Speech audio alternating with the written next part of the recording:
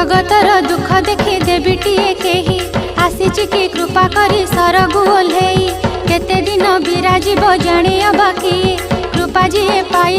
धन्य हे बसी जगतर माँ से